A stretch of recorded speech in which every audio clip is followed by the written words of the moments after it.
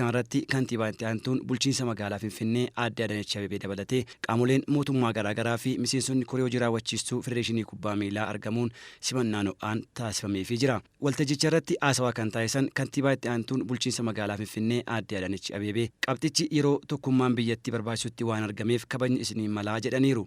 የተከበራችሁ የብሔራዊ እግር ኳስ ቡድናችን አባላት kabajamtoota miseensota garee biyyaalessa kubbaa miilaa keenyaa fi hooggantoota garichaa gareen biyyaalessa Itoophiyaa tokko ta'uun qabxii galmeessistaniif bulchiinsi magaalaa Finfinnee kabaja guddaa fi dinqisiifannaa qabu yeroo isiniif ibsu anatti kabaja guddaatu natti dhaga'ama.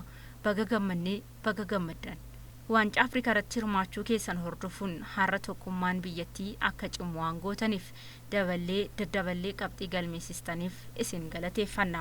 Bulchiinsi magaalichaa walumaa galatti badhaasa birrii miiliyoona 5 fi 600 kan gumaachee yoo ta'u, leenjisaan garee biyyaalessa Itoophiyaa Ubatuu Abaatee badhaasa olaanaa birrii 200 fudhataniiru.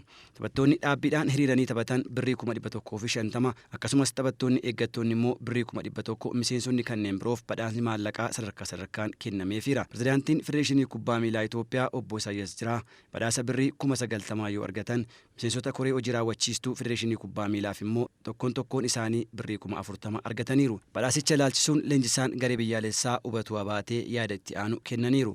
የአዲስ አበባ መስተዳድር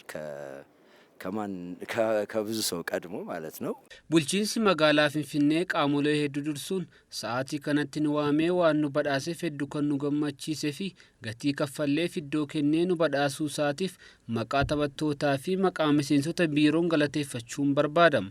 Pirezidaantiin Federeeshinii Kubbaa Miilaa Itoophiyaa Obbo Isaayyaas Jiraas bulchiinsa magaalaa Finfinnee galateeffataniiru. እውነት ለመናገር አቢጃን ላይ ማለፋችንን ስናረጋግጥ ልጆቹ dhugaa dubbachuudhaaf Abijaan irratti darbuu keenya gaafa mirkaneeffannu ijoolleen kallattiidhumaa waa'ee kabajamtuu kantiibaa kaasaa turan.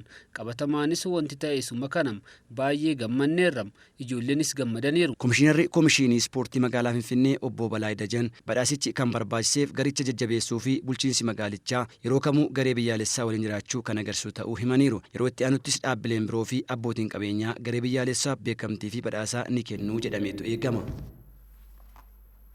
Federeeshiniin Kubbaa Miilaa Itoophiyaa dhaabbata uffannaa ispoortii oomishu Ambroo wajjin waliigaltee haarawaa mallatteesseera. Federeeshinichi dhaabbata hidhannoo ispoortii oomishuun beekamuu fi teessoo isaa Ingilaan taasise Ambroo wajjin waliigaltee haarawaa waggaa 4f turuu kan mallatteesse. Bu'uura waliigaltichaatiin Ambroon garee kubbaa miilaa Itoophiyaa dhiiraa fi dubartootaaf hidhannoo ispoortii yeroo taphaa fi shaakallii kan dhiyeessu ta'a. Kana malees garee guddattootaa fi miseensota leenjistootaa fi bulchiinsa garichaaf uffannaa ispoortii ni dhiyeessa.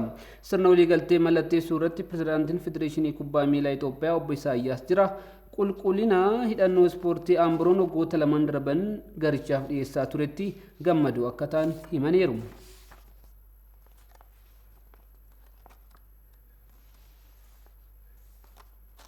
Taphoota idil addunyaaf jecha addaan citee kan ture Pirimeer Liigiin Ingilaand taphoota torbee 31ffaa guyyaa boruu irraa kaasuun keessummeessa. Bor liigichaan taphoonni 4 eeguu geggeeffaman